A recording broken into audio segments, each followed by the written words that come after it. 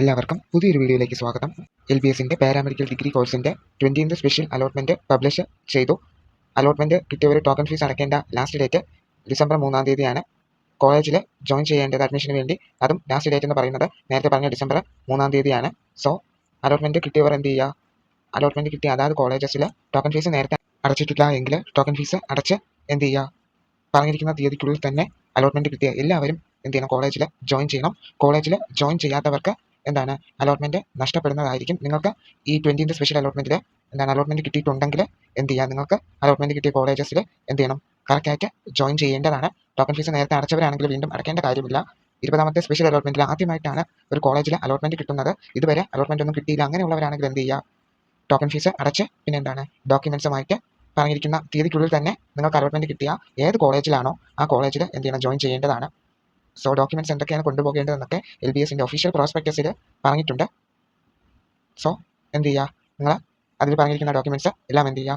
കൊണ്ടുപോകേണ്ടതാണ്. പിന്നെ first year fees എന്ത് ചെയ്യണം? പേ ചെയ്യേണ്ടതാണ് കോളേജുകളിൽ. സോ ഫീസും കൂടെ എന്ത് ചെയ്യുക? കയ്യിൽ കരുതുക.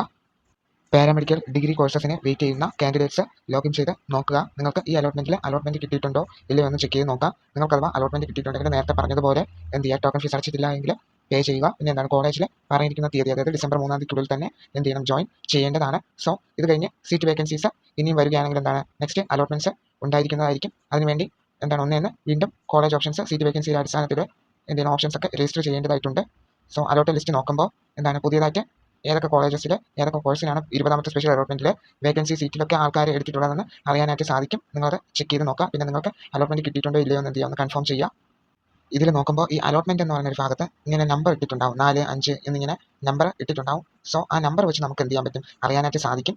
ആ നമ്പർ എന്ന് പറയുന്നത് എത്രാമത്തെ അലോട്ട്മെൻറ്റിനാണ് ആ ഒരു കാൻഡിഡേറ്റിന് ആ ഒരു കോളേജിൽ അലോട്ട്മെൻറ്റ് കിട്ടിയതെന്നാണ് ആ നമ്പറിനെ കാണിക്കുന്നത്. ഇങ്ങനെ നിങ്ങൾ ഓരോ കോളേജിൽ നോക്കുമ്പോൾ, ഓരോ കോഴ്സസിൻ്റെ ഓരോ കോളേജിൽ നോക്കുമ്പോൾ അലോട്ട്മെൻറ്റിൻ്റെ നേരെ ഇത്രാമത്തെ 20 എന്ന് പറയുന്ന നമ്പർ കാണുകയാണെങ്കിൽ ആ ഒരു കാൻഡിഡേറ്റിന് 20ാമത്തെ അലോട്ട്മെൻറ്റിലാണ് ആ ഒരു കോളേജിൽ കിട്ടിയിട്ടുണ്ടെന്നാണ് മനസ്സിലാക്കേണ്ടത്. സോ ഇങ്ങനെ നിങ്ങൾക്ക് 20th സ്പെഷ്യൽ അലോട്ട്മെൻറ്റിൽ ആർക്കൊക്കെയാണ് അലോട്ട്മെൻറ്റ് കിട്ടിയതെന്ന് ഈ അലോട്ട്മെൻറ്റ് നമ്പർ ഉപയോഗിച്ച് എന്ത് ചെയ്യാനായിട്ട് അറിയാനായിട്ട് സാധിക്കും. സോ അടുത്ത സീറ്റ് വേക്കൻസീസ് ഉണ്ടെങ്കിൽ ഈ കോളേജ് ജോയിനിങ് ഡേറ്റ് കഴിഞ്ഞ് ഇനിയും സീറ്റ് വേക്കൻസീസ് വരികയാണെങ്കിൽ നെക്സ്റ്റ് അലോട്ട്മെൻറ്റ് ഉണ്ടാവും. സോ അതിൻ്റെ അപ്ഡേറ്റ് വരുന്നതായിരിക്കും. എല്ലാവർക്കും ഈ വീഡിയോയിൽ പറഞ്ഞ കാര്യങ്ങൾ മനസ്സിലായെന്ന് വിശ്വസിക്കുന്നു. ഡൗട്ട്സ് ഉണ്ടെങ്കിൽ കമൻറ്റ് ചെയ്യുക. പുതിയൊരു അപ്ഡേറ്റുമായിട്ട് അടുത്തൊരു വീഡിയോയിൽ കാണാം. നിങ്ങൾക്ക് അലോട്ട്മെൻറ്റ് കിട്ടിയിട്ടുണ്ടോ ഇല്ലയോ എന്നും കൂടെ പറയുക. എല്ലാവർക്കും താങ്ക് യു.